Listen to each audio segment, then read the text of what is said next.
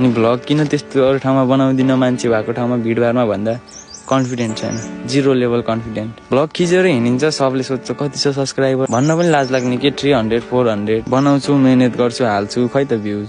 अस्ति video part 1 भनेर हाल्दै थिएँ, खै त्यसमा 50+ भ्युज छ। अनि के गर्ने है, 50+ भ्युजले त हामीले त्यत्रो मेहनत गरेको सबै आफ्नो मनै मर्दिन्छ क्या।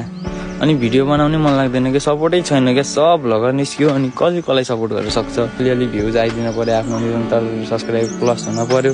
त्यति भएपछि त जस्तो ठाउँमा पनि कन्फिडेन्ट आउने रहेछ क्या। सब्सक्राइबर नभएपछि त भ्लग बनाउनु पनि कन्फिडेन्ट नआउने के, लाज लाग्ने छ। त्यसले के भन्ने होला, यस्तो सब्सक्राइबर छैन, यस्तो दुःख गरेर हिँडेर भन्ने हो कि यताउति भन्ने हो कि भन्ने एकदम लाज लाग्ने क्या। म चाहिँ त्यो पोइन्टले अगाडि बढ्न नसक्या हो क्या। अलिअलि सब्सक्राइबर भेटाएको भए, मैले अलिअलि भ्युज भेटाएको भए चाहिँ म अगाडि बढ्थेँ क्या। अब भ्युजै भेटाएन, अब म आफै त्यस्तो कन्टेन्ट दिन नसके होला, त्यो मेरै गल्ती हो है। जस्तो छ त्यस्तै कन्टेन्ट दिएर पनि होला, म केही भन्दिनँ अरूलाई पनि है। अडियन्सहरू त जे राम्रो देख्यो त्यही हेर्ने, मै उस्तै छु। युट्युबमा जे रमाइलो राम्रो देख्यो त्यही हेरिदिन्छु। अब आफ्नो कोसिस बेस्ट गर्छु। मलाई कन्फिडेन्ट पनि एकदम 0 लेभलमा छ, कन्फिडेन्ट बढाउनु छ।